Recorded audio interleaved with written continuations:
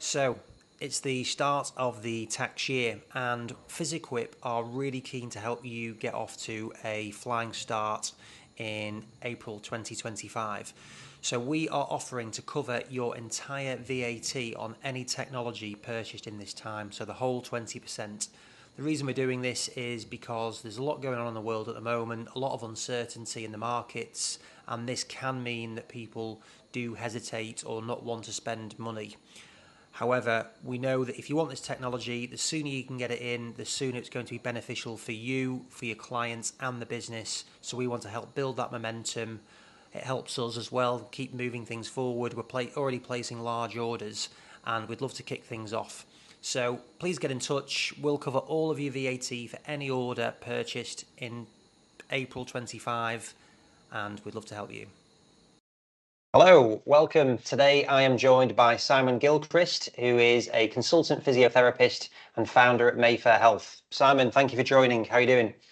Andy, nice to be here. Yeah, I'm good, thank you. Good. Well, the last time we saw each other was at the event in London. Well, London for me. You're in London most of the time on there, and we were just talking then about bringing people together and like that's in our purpose. And like, what does that mean to you from that perspective? Uh, Good question. I think I've been fortunate to sort of grow organically a team, and one of the things that I love about doing what I do with Mayfair Health is having a team that we can grow and develop and working with great people. And I really enjoy being able to collaborate with really good docs, specialists, physios, PTs, Pilates instructors, S&C guys, but just bringing good people together who want to push the envelope and also optimize clients. Yeah. And like, how do you see that being done in the industry? There's a lot of events going on. There's a lot of virtual stuff. There's some in-person Yep. things. But what events excite you that you think actually that is going to be something that I'd like to get involved in?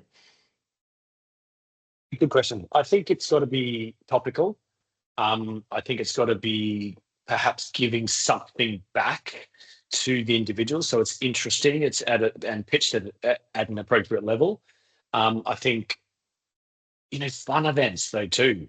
Events where you get to actually have a chat with people, and it's not just someone talking at you the whole time. Whilst you can take away lots of good information, but it's being able to sort of network and collaborate and meet interesting people who are working in that same space, because we're all pretty busy. We don't always get the chance. But I think if it's anything across elite sport, I think if it's new treatment options, I think if it's different treatment approaches, even, or sort of collaborations, I think all of that's quite cool and really interesting, and something I'm passionate about. Yeah, no, it's great. I agree with you. I think it's so exciting when you do get a chance to not only listen to whoever's talking on the stage or whatever it may be, but actually just interacting with people like the event with Citius. There's so many really interesting people in the room that you just end up having a 5 or 10 minute chat with. And it's like all of a sudden, I find it really opens your eyes and think, oh, this is great. We could be looking at this, and this. Yeah, completely. And I think it's just a nice eye opener to understand, what are other people. We often, quite siloed off in the way that we approach things. And it's really nice to make sure that you're stepping out of that comfort zone and seeing what other people are doing. Are you sort of leading at the forefront of what you're trying to deliver, particularly from a patient point of view, but from a tech point of view for you guys as well, and how you're delivering that, and then thinking about, where are we going with society? That's a big word to throw out there, but where are we going in terms of the landscape of medicine and health, and the wellness trend that is happening at the moment, and how we can try to continue to over deliver for our clients so that we stay relevant. Yeah, where do you see it going like with that? And that is a big question. But like I feel like it has changed massively and partly to do with COVID, but like, where do you see that this healthcare wellness trend? It's everyone. I think before we were very siloed off, but I think now you have lots of specialists who are calling themselves sort of longevity experts, and you have lots of people getting into very similar spaces. And I think you've got, very good PTs and sports rehab therapists who are stealing a march on physios, and you've got osteos and chiros and physios all sort of fighting for the same sort of space. And I think if you're not trying to offer that holistic 360 care for your clients and really put them at the forefront of delivering of what you're trying to deliver, I think you'll be left behind. And I think it's criminal if you're a physio and you're not talking to your patients about weight loss, about lifestyle issues, and about optimizing how they can better themselves, even though they might have just come in for an ankle injury. You know, you've got to be thinking big picture, I think, as a business owner and as a clinician, because otherwise you'll get left behind. And in terms of that, you're based in Mayfair, which, equating it to monopoly is, it's the most valuable spot on there. But like, how important do you think it is in terms of like the region where you're based? Because people will say, I say, oh, well, Simon's doing this. And they'll say, yeah, well, he's in Mayfair. Of course he is. He's doing that. But how would you respond to that? Yeah, I'm very aware and also grateful that I've been able to get nice locations and partner with Matt Roberts as well in our partnership in Mayfair, South Kensington, and we've got another site in Marylebone. So they are relatively high net worth neighbourhoods, which means that our job of offering, from a business point of view, higher value ticket items is a little bit easier. We can deliver the way that we want to deliver our service because we're fortunate in that we've got some clients who can self-pay. But actually, I don't think overall that really matters, because whether an insurance client comes through the door and you're not getting paid that same fee, because there's quite a large discrepancy in what the insurance companies pay, we're still trying to over deliver. We might have less time with them, but we're still trying to encapsulate that holistic sort of vision for that particular client. And I think if you're not doing that and tailoring that to your local market, whatever that may be, I really think that Joe Bloggs around the corner will probably pick up on that and start working there. And you can sort of miss out on building them into your ecosystem. Definitely. Like also London, round by you, there's a significant number of options as well of people out there. It's very competitive. It's like natural with us when we're doing shockwave ultrasound. There's a lot of players because there's also a lot of demand for it. But Yeah. I completely agree with your point on like actually getting your offering, because we work with people that are in, say, like north of where we are in Manchester, and they charge a significant amount more than other places because I think they believe in that package of over delivering, but they really believe in that package that they're doing it. So I think it's a bit. I don't think it's completely accurate to just say, oh yeah, Simon's in Mayfair, so therefore of course his price is there. You've still got to be delivering, as you were saying there, a really high quality product, and the demand is going to be really, the expectation is going to be high as well from your client. Completely. So it's that optimal care, and you have to deliver and I keep using that word, over deliver, on that quality of service, be it that whole customer journey from the introduction to when our front of house pick up the phone to them, or when they first walk in that door. It all matters, and actually ensuring that client journey is a really smooth journey, and that can be tricky when someone's in pain and calls up and demands to be seen and wants to be seen urgently, or they've been referred to Simon, but he's booked out for 2 weeks. How do you manage that sort of process? But I think you need to be doing that wherever you are. Yes, we perhaps have higher expectations But I think if you're confident in what you're doing, if you're passionate and you demonstrate an ability to listen and really engage with the client so that you can get buy-in, then you should be onto a winner. Yeah, no, I agree. I agree. I think it works wherever you are in any demographic. I think that's the key thing, is having that mindset. So yeah, and then taking it back for you then, what made you want to get into physio? Good question. I think, like a lot of people, I spent a little bit of time at the physio when I was younger. I was a pretty decent track runner, so I ran 400s, which was horrible. I would have loved to have been much quicker at 100, but I was okay at 100, but just had good speed endurance. So 400 was my event. And I tore my hamstring quite a bit from sort of 15, 16 onwards, and had little knee niggles, and played Aussie rules football as well at a good level sort of through the first school, and just loved sport. And so spent a bit of time at the physio and thought, this could be kind of cool. And it was sort of medicine or physio. And I think at that point in time, I was like, oh, man, the physio is quicker. Let's just take that pathway. I didn't quite see the bigger picture. And, knew I wanted to go down that sports physio pathway. So, yeah, went straight into and did an undergrad degree in Latrobe, at Latrobe Uni in Melbourne. Are you from Melbourne? I am from Melbourne. Yep.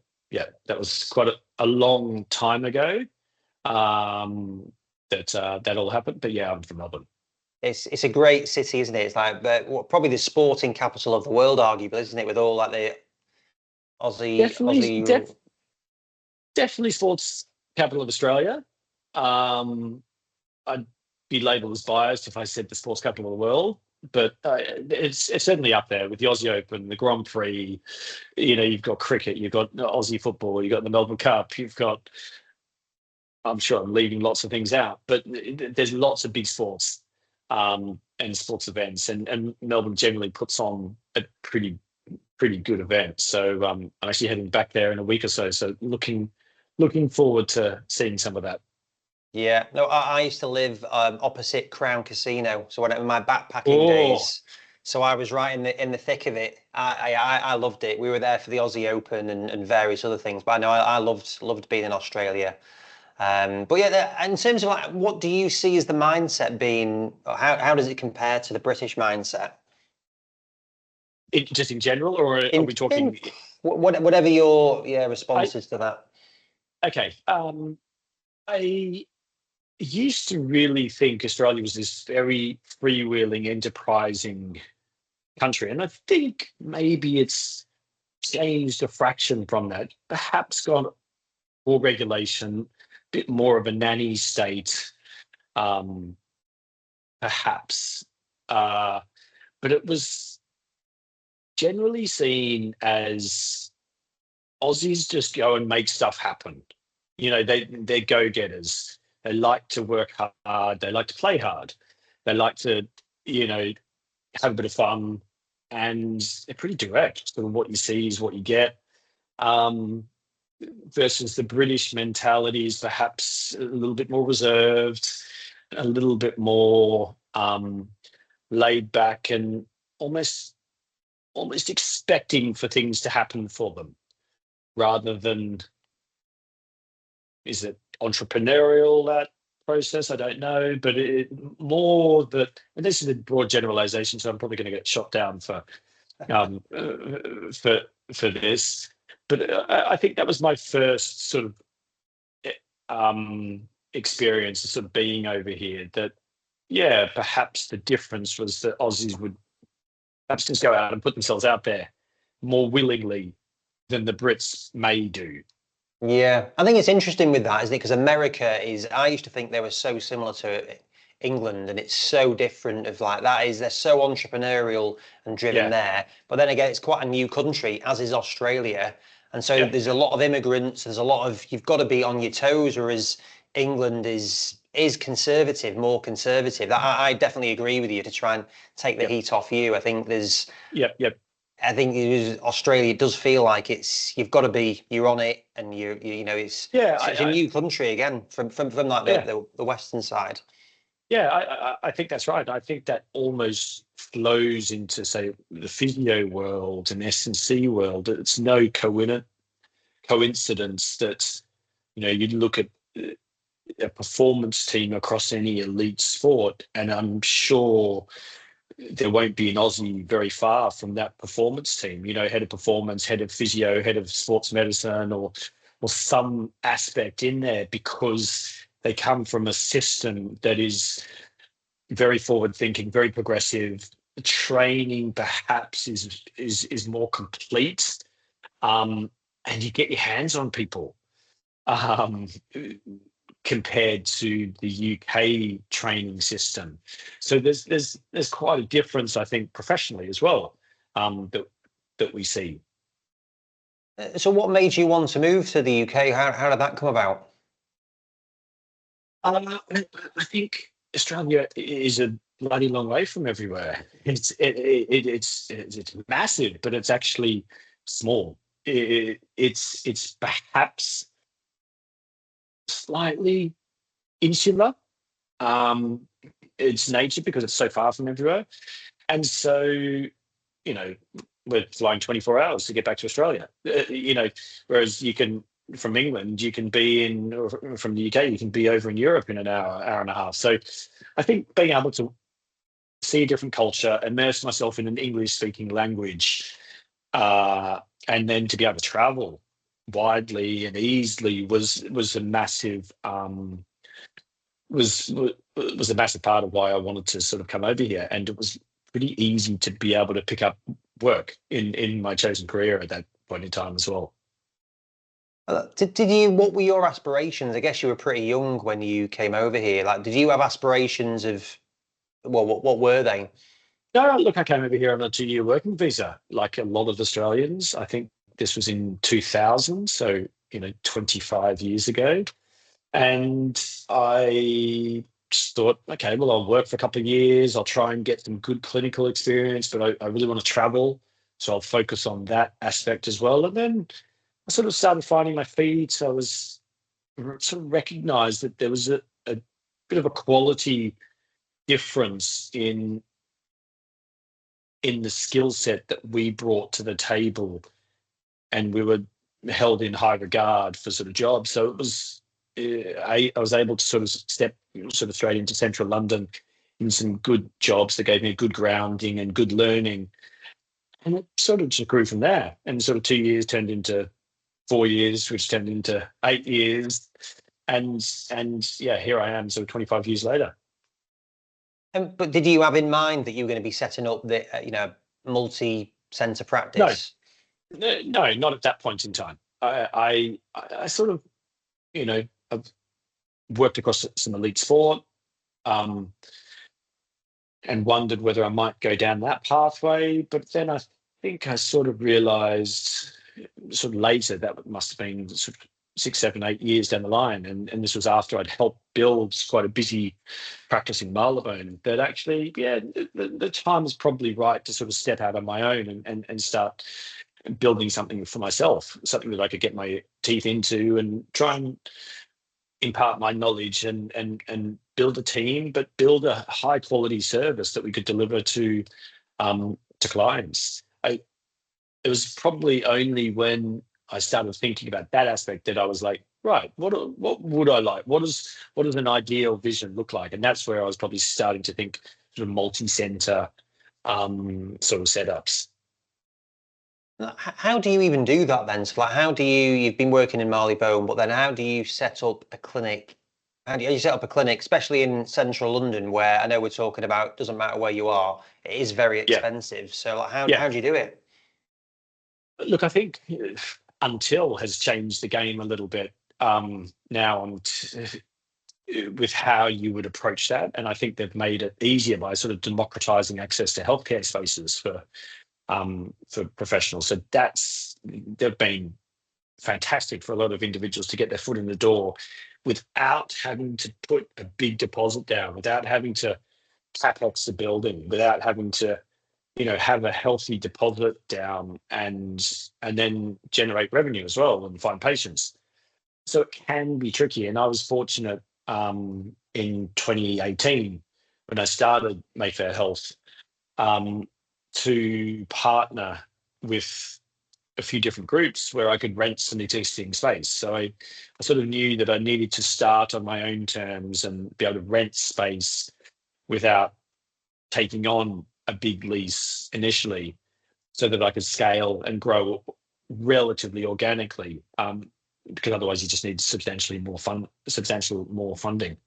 And I was fortunate to sort of pick the right partners, and we've been able to grow. And one room became sort of two rooms, and then we launched into sort of two spaces at the same time, and bringing on one or two physios, and slow growth to two or three physios, and then the gamble was to jump into two rooms in one space, and then another space, and then have another space. So it's sort of organically grown, but there's been some fairly strategic decisions along the way in helping that to come to fruition. How do you like? How much support do you get? Like, what support do you get for doing that? But both either from a strategic standpoint, input, like how supportive are like the local council or anything like that? Not very is the short answer. I have been lucky to have the ears of a lot of quite smart people who've given me sort of advice along the way, who've run businesses, who've um, been able to offer me assistance, from direct business advice to banking advice to legal advice to accounting advice. My accountant's been quite good along the way at, at, at throwing some numbers and issues at him, and just trying to get a sense of, okay, well, is this going to work? What percentage utilization do we need to be at to, and getting that financial modeling right? So there's not a lot of direct business support that I've found. One of the great things that I've been a part of over the last couple of years is a group called MSKPN, which is the private private network of physiotherapists. And so they've been really good at providing some business support, some recruitment advice along the way, because they have a group of clinics that are all sort of on that similar journey. But look, my dad ran a business when he was younger, managed to sort of retire when he was 55. So he's been a nice sounding board for me as well at times. I've had a good sort of partnership with Matt Roberts, that we've been able to sort of organically grow and bounce ideas off each other. So that's been useful.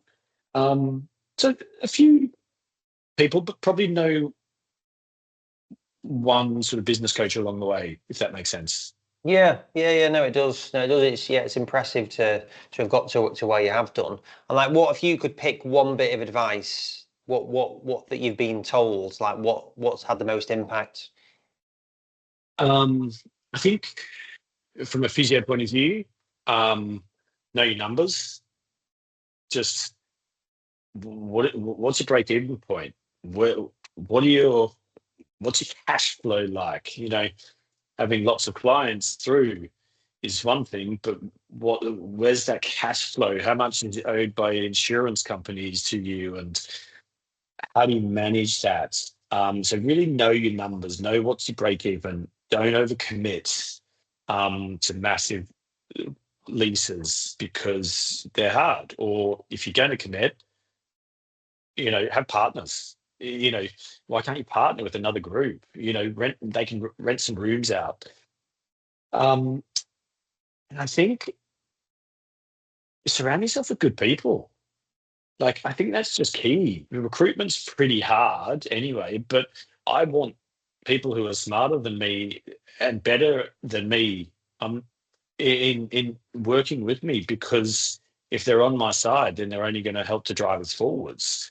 So I think having really good people that you can trust and just be open and transparent with anything. I just like to build trust and good relationships, and that's how I work. Um, which I think is relatively simple, but yeah, that's yeah, a few simple rules I probably follow.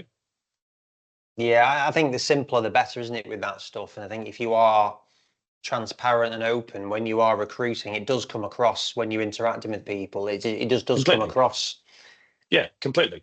And I think, I have three simple rules for trying to recruit good people. One is sort of, not sure if I can say this, but sort of no dickheads. Um, and it's, I know the New Zealand All Black team have this sort of as a policy in most sporting groups. I'd like to go to the pub or go for a coffee with that individual and want to do that. I want someone to demonstrate passion, and then I want them to say that they enjoy helping people. There's three really, really simple things, and that's what I look for, because I think we're fortunate. I'm probably long in the tooth now, but I think we can, help train a lot of the other clinical aspects. Someone needs good base knowledge, but but if they have all of those other characteristics, then they're adaptable, workable, will be great in the team, and should thrive with if we provide the right environment for them. Yeah, no, I think it's really it's nice to hear that, because I agree. It is a lot of this is actually really simple, Yeah, and it's not always, people don't always think it, do they? You think you've got to be showing off what you know and clinically, and it's like, actually, yeah, don't worry about that bit. We just want the no, basics no, no. first. I mean, some of our interviews with some of the physios, they were pretty awful interviews, is in clinically when we're running it through a case study, and I'm like, so did you think about this? How about that ankle injury that you missed? Or and they were just so nervous that you could see past that. You could see that they were engaged, they were passionate, they were knowledgeable, they were a good communicator. But that moment, just for whatever reason, sort of got the better of them. But I think, that's just a key thing if you're trying to grow a bit of a team, that you really need good people around you, because you're limited by how much you can do as an individual. Yeah, yeah, no, definitely, definitely. And it's nice to give people the opportunity of an environment where they can go on. They're the next leaders of the industry, and getting people that are into that. It's Completely. exciting. Yeah, I agree completely. I'd like to. I think we do quite a good job of offering people into our environment. We have, fantastic facilities. We do a hell of a lot of education and mentoring for our team. We really enjoy growing and developing people. And we try to just offer them everything on a plate so that they can perform, and then they can step up and grow and manage their client list, and really, and most people in my team have a specific area that they sort of look after, or some other non-clinical aspect that they're involved in, so that they're getting a flavor for how the business might run, or how a clinic might run, or some area that they're interested in. And I really enjoy that. And I think it's nice to see people develop as well. Yeah, yeah, definitely, definitely is. And like, so you've got it from like the recruitment perspective, but then the bigger picture for you, like with Matt Roberts doing that partnership, that's quite a big thing. How did you have the confidence that he was the right person and that was the right fit to work together on things? We started slowly. I rented some space, and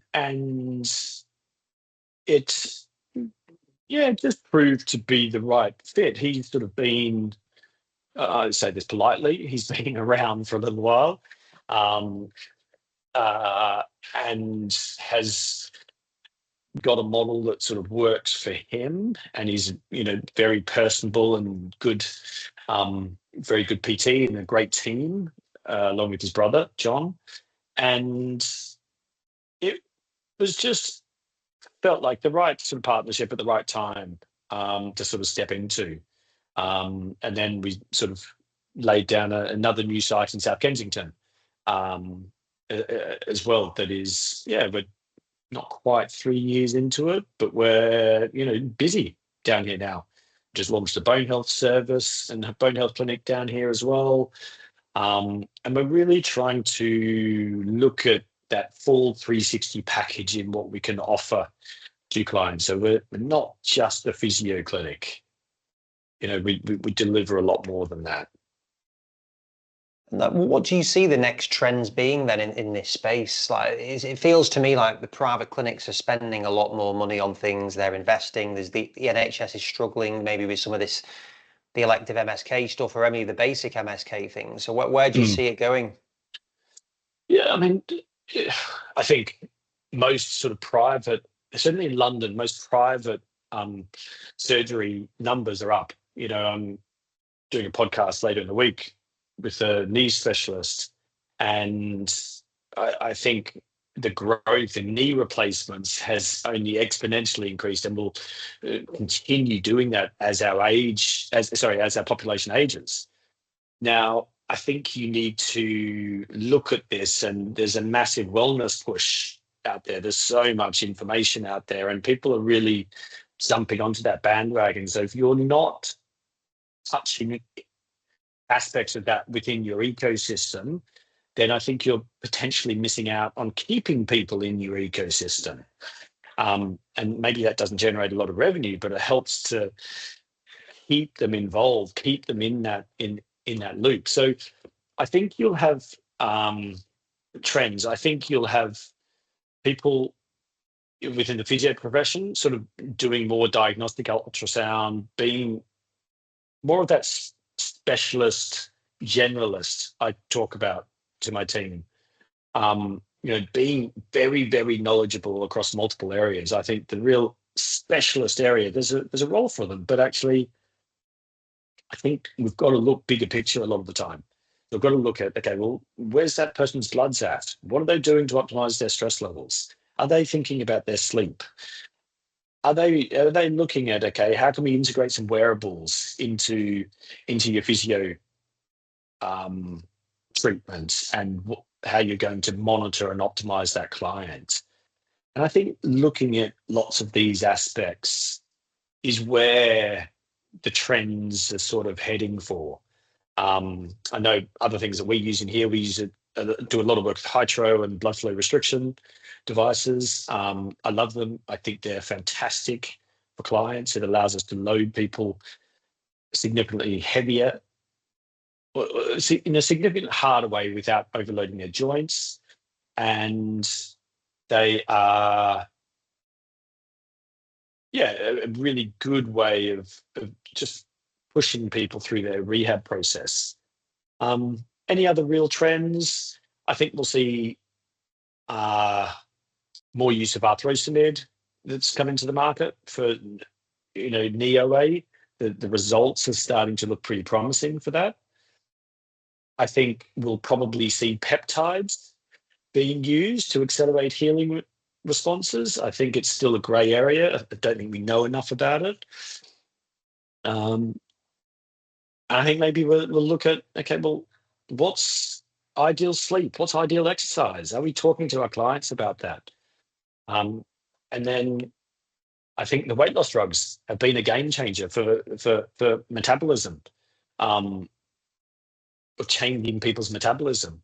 And they are probably the biggest thing to happen to weight loss and potentially diabetic management, type 2 sort of diabetes management, for a long, long time.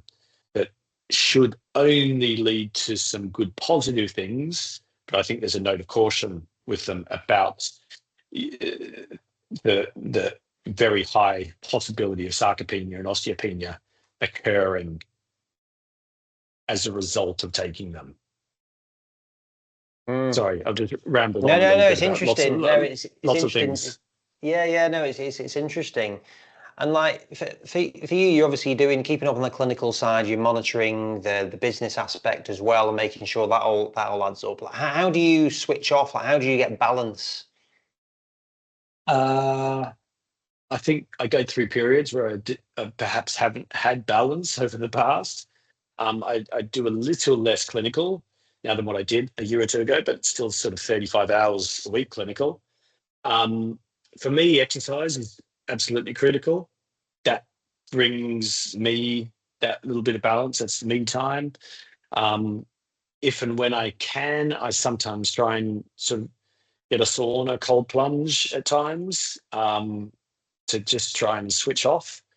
And then the kids, so the weekend is time with my kids out on the bike, and just being with the family. And so that's sort of how I try to balance it out a little bit, I guess.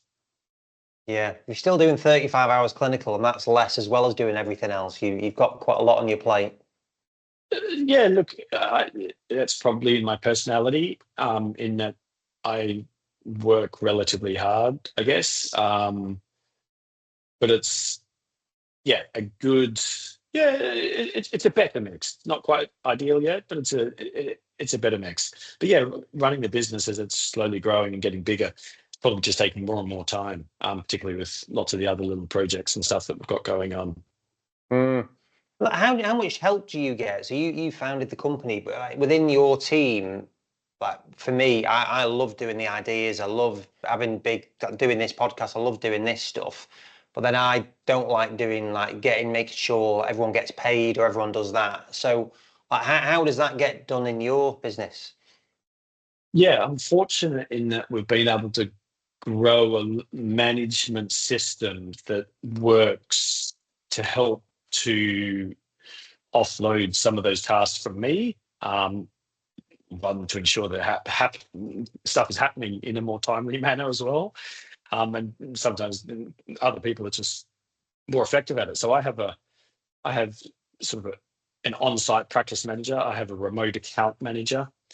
Um, and both these two are amazing and look after my billing, sort of, well, all of our billing, insurance billing, liaising with insurance companies and accounts, and sorts payroll out and makes sure people get paid, which is always a pretty useful thing, if you want to keep a happy team. I have a clinical manager, as well, who's brilliant at just trying to, one, organize me a little bit more, and but just control the direction of how we're driving the clinical side of things. We have sort of lead, sort of admin on both sort of sites as well.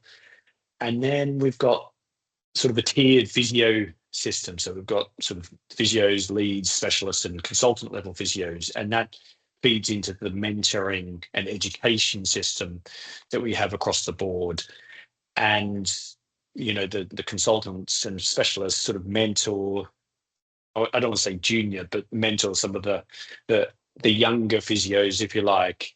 So everyone sort of has roles and remits within the organization. And some people help me with the marketing specifically, and socials, and then we've outsourced some of that now, but then we've got someone else helps with our data collection and simplicity. And everyone has, one of my team runs our bone health clinic. So everyone has, Anna runs our digital health service. So everyone, yeah, has that own little area that they're helping to deliver on and look after. And that means that we can sort of all work together as a team and grow, sort of collectively, and allows me to try and strategize and work on more specific projects that are going to hopefully deliver some value over a period of time. What sort of projects have you got planned then? So we've got a digital health project called WellQ, and that we'll spin that out into a company, and that is looking at optimizing people's lifestyle across those 6 parameters. So we use some computer vision where we map people out, we strength test, we assess with a wearable their sleep, stress, and give them a snapshot of where they're at, and then use some coaching to actually try and implement change with them. So that's one area that we're trying to sort of push. And I've sort of seen that actually, if you're just a physio clinic relying on insurance companies, in 10 years' time, you're probably going to be left behind. We are trying to set up a clinic in Saudi, which is super exciting. I spent a bit of time out there. It's progressing and rushing forwards at steady sort of knots, really. And they're opening up, and there's a lot of sport and activity and exercise happening over there, but there's a lack of tertiary knowledge to deliver that sort of skill and that sports medicine side of things over there. So that's one thing that I'm excited about, and hopefully it'll come to fruition sort of later this year. Yeah, no, you got a lot to be going along with everything else on there. So no, thanks for your time on this. And like, just what would your advice be like over the years of your 25 years of doing this? Like, what would your advice be for people either at the start of their career or even more established ones? I think big picture. I think always try and look at the client as a whole. Really try and look at holistically at that client, even from a physical point of view. If it's ankle injury, what's driven the ankle injury? Is it that their pelvis is unstable, or they're unstable around their hip? Why have they got that injury? And then I think from a business point of view, just be happy to collaborate. Surround yourself with good people, and like share knowledge, because there's so much of it out there. I don't think we've been very good at that in the past. We've sort of operated in silos, or they're a competitor. Let's not talk to them. But for me, I mean, we're fortunate we're in London. There's so many people in London that are potential clients. So it's not an issue as well. But if you want to dive in, go for it. Using a space like Until, if you're starting out, can be a nice way where for a smaller cash outlay, you can get really high quality rooms and spaces and gym access. So that's a good way to think about setting up your clinic as a starting point to grow organically. Yeah, no, great. No, I really agree with that point of sharing, and not being too worried about what everyone else is doing. Is like, no matter what you share, everyone has got their own little niche that they're really passionate about and focused Exactly. on. It's don't worry too much about what anyone else is doing. Yeah, agreed. Because if you're not doing that, you're probably siloed out, and you're probably missing opportunities. And you're probably, that's knowledge opportunities, or potential business opportunities, or just expanding your network. And I think, so long as you're comfortable in your knowledge, and accept that, okay, you've still got some growth, as we all do, then I think you can be humble and share what you do and pick up ideas, and perhaps sometimes run with them, or go, no, maybe, this approach still works for me. But I think, a sharing of ideas is a really nice approach that we perhaps haven't done across enough medicine. Great. Look, Simon, I really appreciate it. Thank you for sharing your time, and well done for doing what you've done so far, and good luck with the projects you've got coming up. No problems, Andy. That was great. Thank you Cheers, for having Simon. me on. Thank you. Bye-bye.